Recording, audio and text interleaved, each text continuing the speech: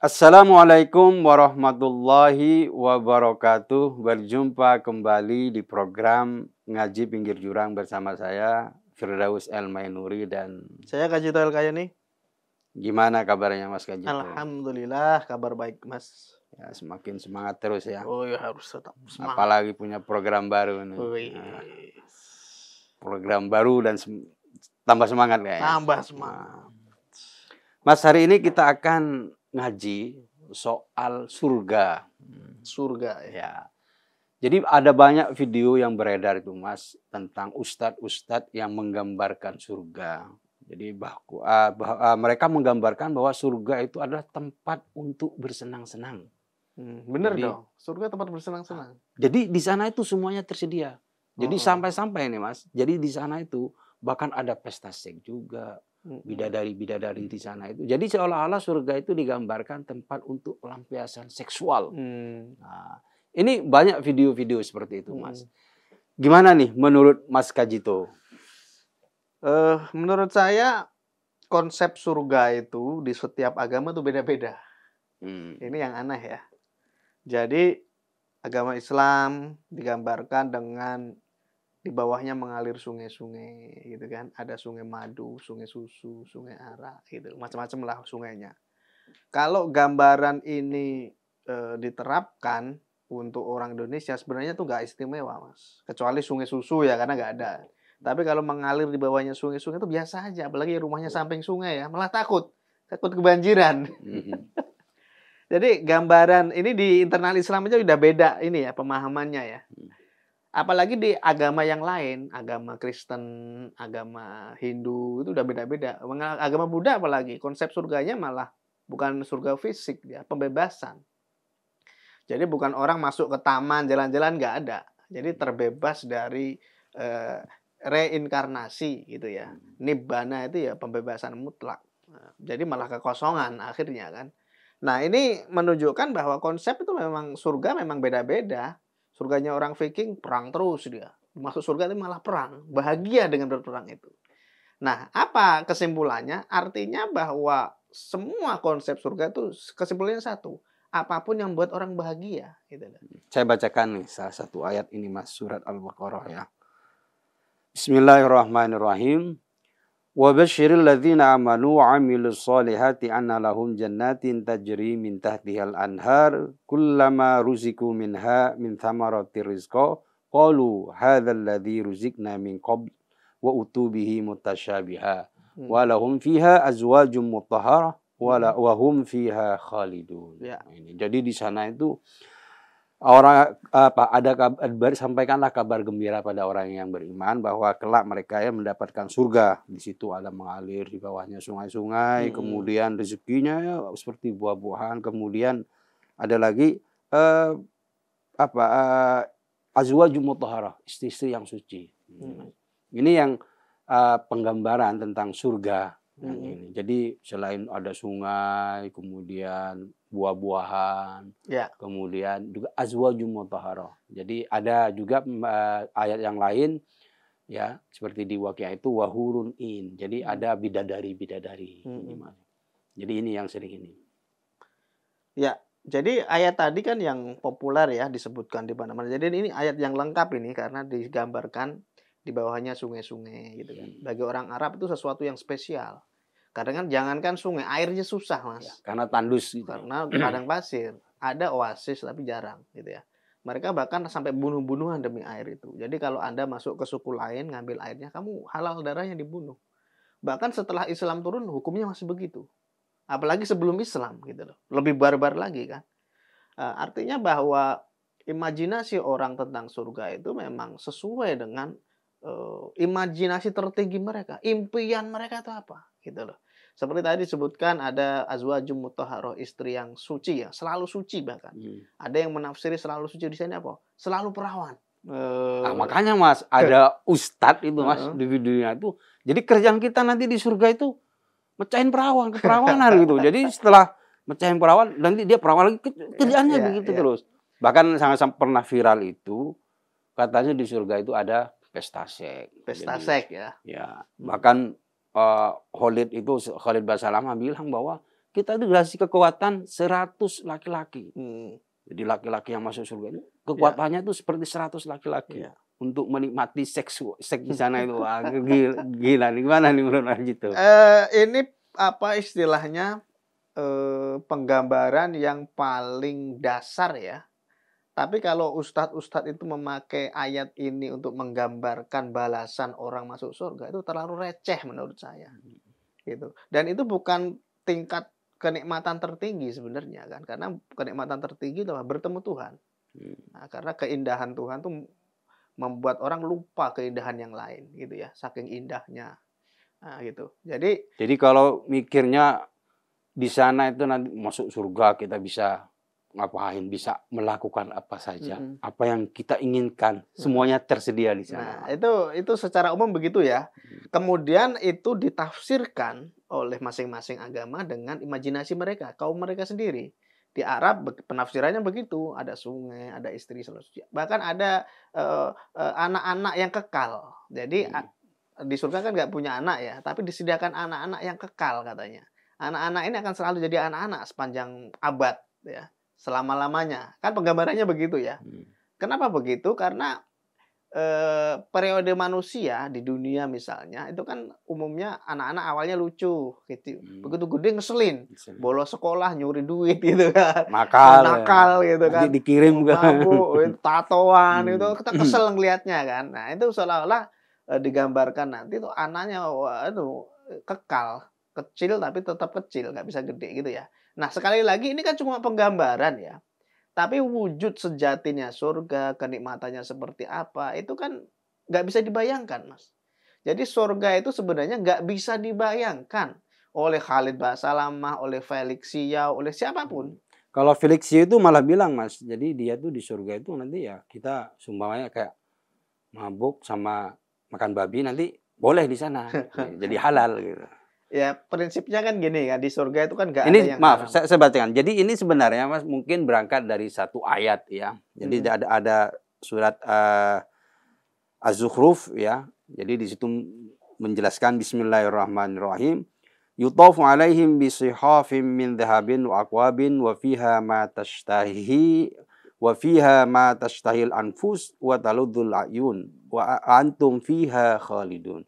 Kepada mereka diedarkan piring-piring dan gelas-gelas dari emas dan di dalamnya terdapat apa yang diingini oleh hati dan pandang sedap oleh mata serta kamu kekal di dalamnya. Jadi semua ketika di surga itu semua mata stahi apa yang kita inginkan. Salah satunya itu tadi, Mas. Jadi kalau selama di dunia nih mungkin kita menginginkan minum apa di sana sudah ada. Ketika kita menginginkan istri yang cantik, kemudian menikmati seks, wah, di surga sudah ada gitu. Mata stahinya mungkin begitu, Mas ya. Ya, jadi gini, menurut saya ustadz-ustadz ini kok logikanya malah kayak logika teroris ya. Jadi teroris itu kan gini, Mas. Dijanjikan 72 bidadari di surga. 70 bidadari, 2 istri dari manusia. Kan gitu. Nah, penafsiran semacam ini yang pertama itu merendahkan perempuan sebenarnya. Seolah perempuan itu kok akhirnya jadi istri laki-laki gitu loh. Jadi korban aja, jadi apa aja, objek itu reproduksi dan seterusnya, objek kepuasan gitu loh. Nah, ini kan penafsiran sepihak dan sekali lagi ini penafsiran ala bangsa Arab yang patriarkis ya, karena mereka mendasarkan keturunan dari laki-laki gitu ya. Jadi pola pikirnya laki-laki. Nah, ini yang kemudian oleh Profesor Quraish Shihab misalnya kan, itu membuat penafsiran ulang. Karena lafal yang digunakan untuk menyebut bidadari, itu bukan muzakkar, bukan maskulin, bukan mu'annas, feminin. Artinya apa? Menurut Profesor Quraish Shihab, berarti perempuan pun akan mendapatkan bidadara gitu loh. Kalau laki-laki dapat pasangan, perempuan bidadari yang luar biasa, perempuan pun sebaliknya akan mendapatkan hal yang sama. Kenapa? Karena bentuk lafaznya itu bukan maskulin juga bukan feminin gitu loh. Bentuk lafaz yang di hurun in, qurratu ayun itu kan apa ya? Pemandang apa istilahnya penggambaran tentang posisi bidadari atau bidadara tadi sesuai dengan sifat fisiknya. Matanya yang seperti bola pingpong gitu kan, qurratu a'yun gitu kan. Matanya itu seperti puroh bola gitu ya, gede gitu kan. Kalau bagi orang Cina mata yang ini yang lebar itu cantik gitu loh. Tapi bagi orang yang di suku yang matanya lebar-lebar semua, Mas, mungkin justru mata yang cantik itu yang agak-agak sipit gitu ya. Nah, ini kan hanya penggambaran aja bahwa sifat-sifat bidadari, keindahan di surga, makan, minum itu kan sesuatu yang hewani aja, Mas. Makanya ustadz-ustadz yang masih mendakwahkan bahwa surga itu nanti kelezatan makan, minum, hubungan badan itu kan hiburan hewani aja gitu loh.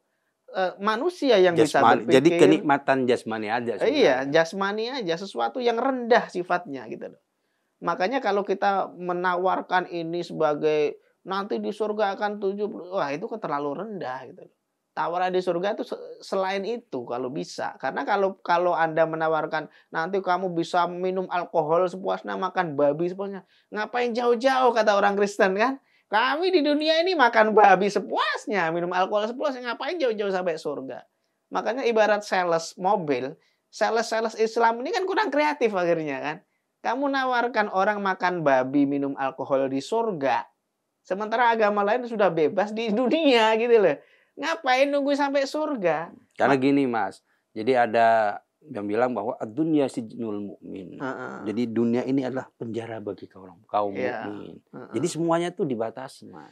Ya, itu karena nanti bolehnya itu ketika di surga. Ya, itu doktrin Islam ya. Felix Yeo kan juga bilang begitu kan, bahwa itu ujian katanya. Orang nggak boleh makan babi, orang nggak boleh minum alkohol, itu ujian untuk umat Islam.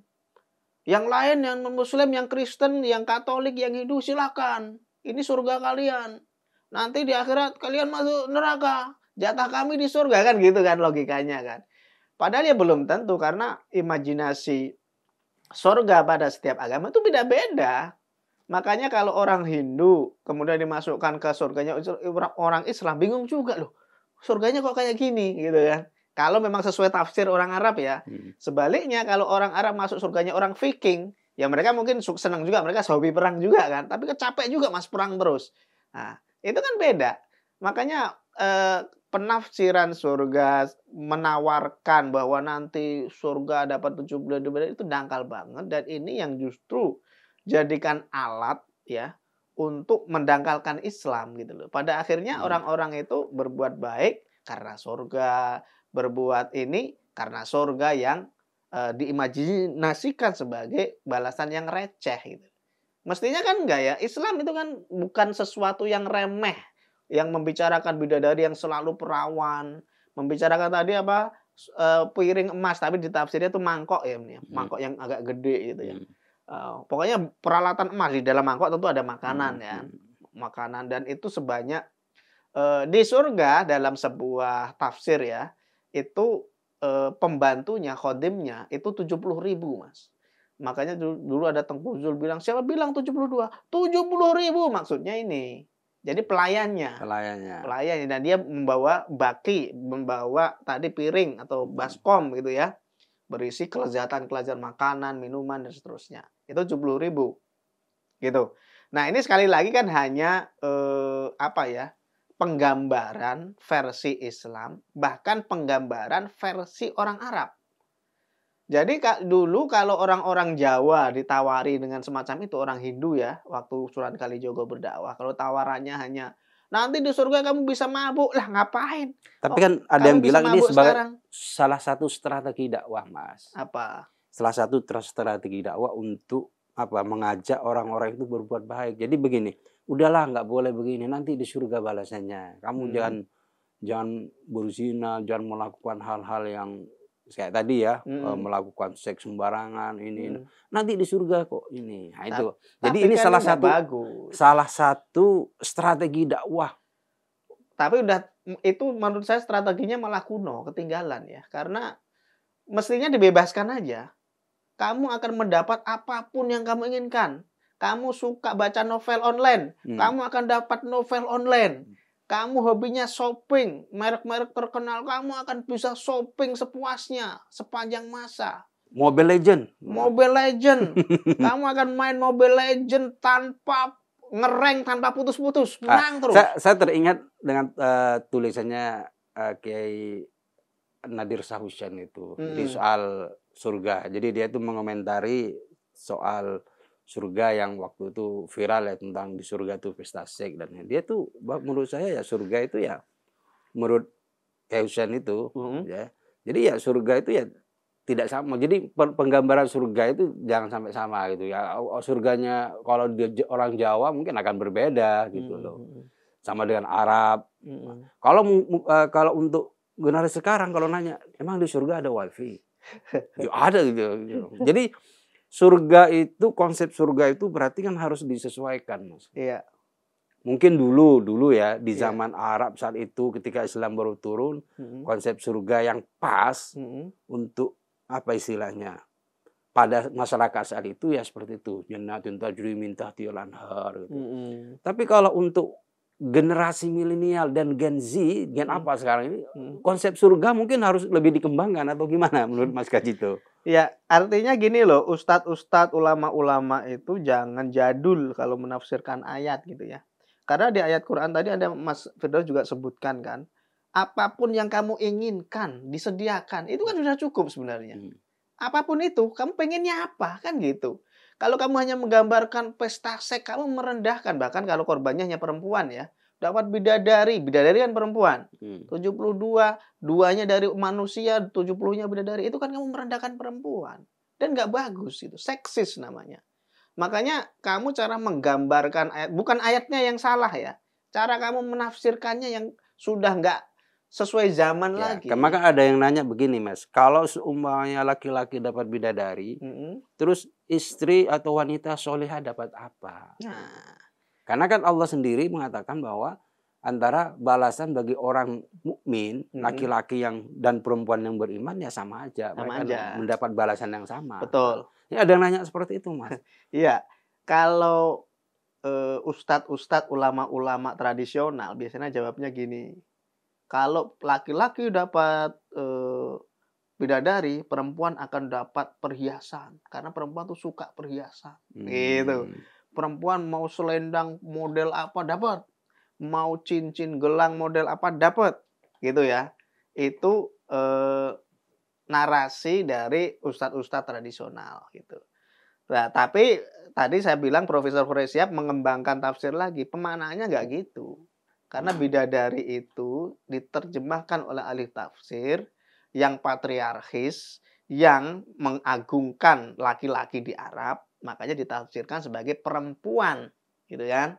Tapi menurut Huraisyab, penyebutan bidadari yang bukan maskulin dan bukan feminin, nggak jelas gendernya, maka terbuka kemungkinan dia juga bisa berarti laki-laki. Nah, kalau yang perempuan dapat laki-laki, yang laki-laki dapat perempuan, kan sudah adil gitu ya. Meskipun tadi ada yang mengatakan nanti yang perempuan dapatnya perhiasan macam-macam. Oke lah, apapun itu pada akhirnya surga akan diwujudkan sesuai keinginan, kehendak orang itu gitu. Jadi makanya kalau ada senior saya dulu ngomong, nanti di surga itu ada pasar tampan. Wow. Karena kenapa tampan? Karena laki-laki ininya kan, tafsirnya laki-laki. Gitu loh. Ini makanya penafsiran Quran tuh masih agak-agak misoginis ya. Bukan misoginis sih, agak-agak pro laki-laki. Perempuan agak terpinggirkan. Makanya ada istilah pasar tampan tadi, laki-laki doang kan. Kalau perempuan harusnya pasar cantik.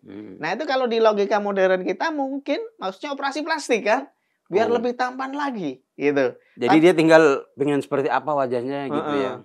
Jadi menurut sinor saya tadi, kalau nanti di surga itu orang pengen lebih tampan lagi, misalnya mancungin dikit, atau yang kemancungan dipipisin dikit hidungnya, itu bisa di sana gitu loh. Artinya ini kan sudah di luar imajinasi kita yang sekarang ya. Meskipun sekarang juga bisa Mas Firdaus pengen putih, pengen cakep ke Korea misalnya kan. Asal ada duit. Asal ada duit. Saya pengen brewok kayak Mas Firdaus, nanti saya kemana gitu, ke Mesir atau Turki gitu ya, ada minyak kadal atau apa gitu ya kan. Apapun itu gitu loh. Nah, di sini juga bisa, tapi prosesnya panjang mungkin. Kalau di sana instan. Tapi apapun itu, penggambaran surga sekali lagi itu di luar imajinasi manusia. Makanya ustadz-ustadz itu kalau menggambarkan surga, kamu jangan receh.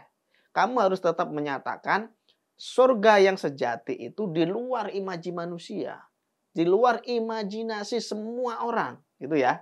Nah, kalau sudah begitu, nggak ada batasan. Nanti nggak bilang kamu surga itu mengalir di bawahnya sungai, kan nggak harus begitu.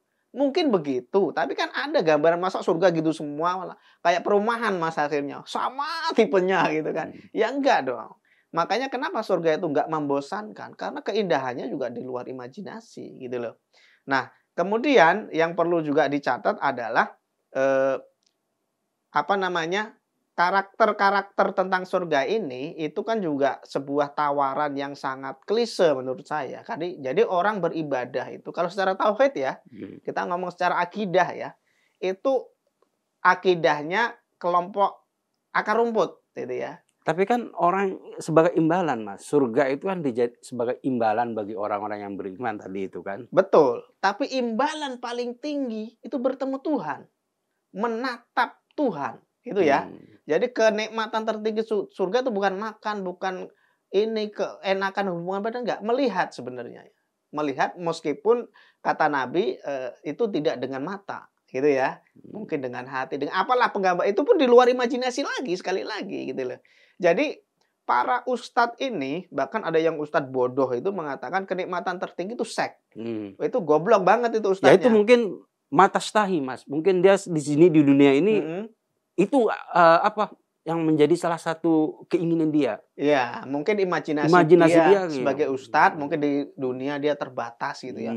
Istrinya mana cerewet lagi, nggak cakep juga gitu ya. Nah, makanya wah nanti aja lah di surga sabar gitu kan. Imajinasinya larinya ke sana. Soal selangkangan. Soal selangkangan lagi. Itu kan merecehkan Islam, Mas. Mestinya kan dididik umat ini, kamu beramal sebaik-baiknya. Itu ikhlas untuk Allah. Pahalanya apa? Balasannya apa? Bertemu Tuhan yang paling tinggi kan itu. Karena itu kenikmatan yang tak terbayangkan. Kamu akan lupa dengan semua kenikmatan yang telah kamu terima di surga. Itu kan di surga dulu. Nanti kalau sudah di surga sudah enak-enak, kan kenikmatan di surga itu bertambah, Mas. Bukan stagnan ya. Enak enggak, nambah. Ketampanan, kecantikan penduduk surga juga digambarkan nambah. Bukan ini. Jadi makanya itu nggak bisa diimajinasikan, Mas. Oleh sebab itu, ulama-ulama ini juga harus paham bahwa bahkan jasad kita itu bukan daging dan darah semacam ini. Kan terus dikatakan. Mereka berimajinasi begitu kan karena membayangkan nanti kalau kita dibangkitkan di yaumil mahsyar, digiring, kita dalam bentuk darah, tulang, rambut kita seperti ini. Ya hancur, Mas. Nggak mungkin kuat gitu loh. Makanya desain makhluk di sana itu desain kekal. Ya seperti imajinasi dalam film-film gitulah, yang makhluk yang luar biasa, yang muda selamanya, nggak mati, nggak penyakitan. Itu kan nggak mungkin kalau pakai jasad ini. Makanya surga pun begitu. Nggak mungkin sesuai dengan apa yang kita imajinasikan saat ini. Penggambarannya pasti luar biasa. Memang tadi disebutkan bahwa di sana ada buah-buahan gitu kan. Tapi kan buahnya nggak kayak buah di sini, Mas. Buah pisang, nanti nggak dimakan 2 hari busuk, nggak ada itu. Kan di sana juga digambarkan nggak ada toilet. Kan gitu. Karena apa? Yang kita makan bukan bentuk makanan duniawi semacam ini.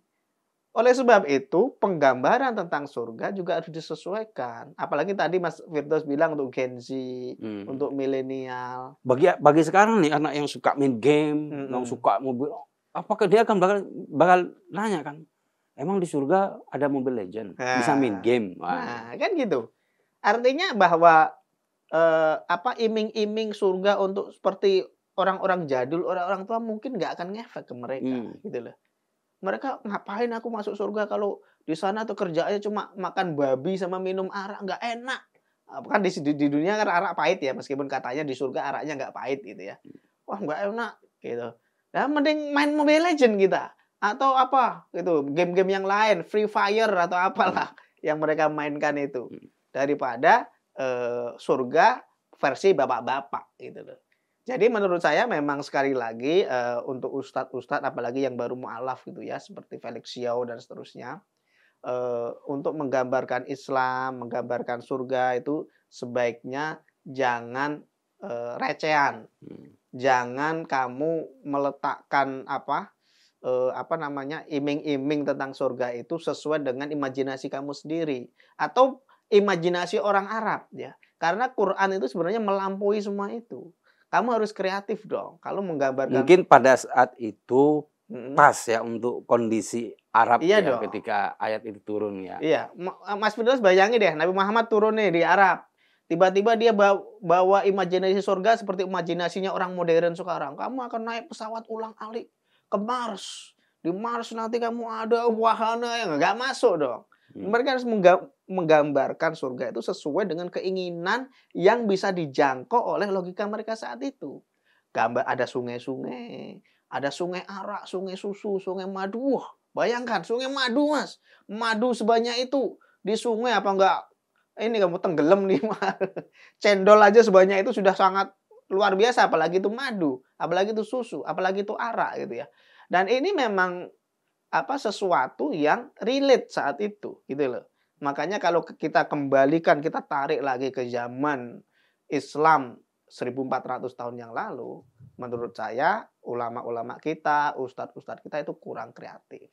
Ayolah kreatif, jangan merendahkan Islam, jangan merendahkan surga, jangan merendahkan perempuan ya, karena seksis, katanya laki-laki dapat bidadari, perempuan dapat apa, kan gitu. Nah itu kan nggak perlu, makanya harus ustadz-ustadz sekarang harus berpikiran terbuka, harus lebih kreatif, harus lebih menghargai gender, harus tahu bahwa di surga itu bukan hanya itu yang tertinggi, ada kenikmatan tertinggi lagi. Dan yang paling penting menurut saya, orang beramal baik, beribadah itu bukan karena surga, Mas. Receh kalau kamu berbuat baik hanya untuk surga. Untuk Tuhan, ikhlas itu begitu. Semata-mata demi Tuhan, gitu ya. Apapun balasannya nanti itu hak Tuhan. Kamu nggak usah ribut-ribut di dunia. Nanti kita ribut di dunia ini soal surga. Ternyata yang ribut gak masuk surga. Kan ribet, Mas. Makanya jangan gitulah. Gitu, Ini Mas, terakhir. Ya. Jadi nasihat maksudnya masukkanlah dari Mas Kaji itu pada ustadz-ustadz yang masih sering ceramah soal bahwa nanti di surga itu akan ya seperti tadi itu akan ada bidadari yang banyak, kita bisa ini dan semacamnya. Dan yang kadang yang audiennya itu adalah anak muda, Mas. Iya. Jadi ustadz punya jamaah anak muda dan masih menggunakan gaya metode dakwah yang seperti itu. Ya. Jadi nanti di surga boleh ngapain, mau seks, mau ini apa semuanya bebas di sana. Ya. Nah, apa nih menurut Mas Kaji itu? Sebenarnya penggambaran itu masih boleh dilakukan, tapi jangan over lah. Kalau semua akhirnya ngomong itu, bahasa lama, Felixio, siapapun ustadz-ustadz itu, ustadz televisi terutama ya, akhirnya over gitu loh. Dan imajinasi orang tentang surga malah terbatas. Maka menurut saya sebaiknya ketika jamaah sudah tahu ya bahwa penggambaran surga nanti dapat bidadari, dapat makan, minum, itu kan sesuatu yang lumrah ya. Ya udahlah, kamu harus kreatif gitu loh. Kamu fokusnya pada sesuatu yang indah, yang memuaskan gitu. Bahkan di sana yang tertinggi bukan itu gitu loh. Itu untuk melatih keikhlasan umat dalam beribadah. Kemudian yang juga perlu dilakukan adalah menurut saya harus ada kreativitas ya, seperti Mas Firdaus bilang tadi, untuk anak-anak Gen Z, milenial apa, maka saya itu terus sih penggambarannya gitu, nggak ada yang kreatif lagi gitu ya. Jadi menurut saya jangan kita tuh merecehkan Islam, merendahkan perempuan, apalagi kita mengimajinasikan sesuatu tentang surga misalnya yang nggak terimajinasikan. Mending menurut saya Ustadz itu nggak usah dakwahnya itu sesuatu yang imajiner gitu ya, yang kontekstual aja tentang berbuat baik, toleransi, itu lebih penting, lebih diperlukan daripada kamu dakwah nggak jelas ngalor ngidul yang anak-anak sekarang juga udah menurut saya udah bosen lah. Karena di internet juga banyak kan hal-hal kayak gitu. Nggak usah diulangi lagi.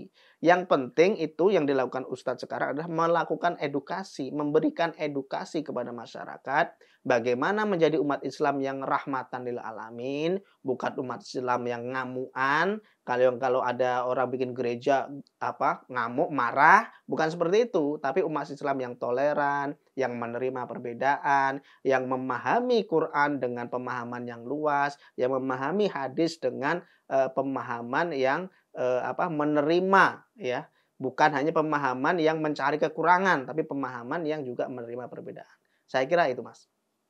Menarik sekali, Mas. Semangat sekali. Ya, harus semangat. Ya. Terima kasih, Mas Kajitu. Sama-sama. Penonton, kami hanya ingin mengajak Anda melihat isu atau persoalan keislaman dari berbagai sudut pandang, agar kita tidak terjebak pada pemikiran yang kaku dan sempit yang mudah menyalahkan dan mengkafirkan kelompok lain. Mari kita jaga kerukunan, hargai perbedaan. Wassalamualaikum warahmatullahi wabarakatuh.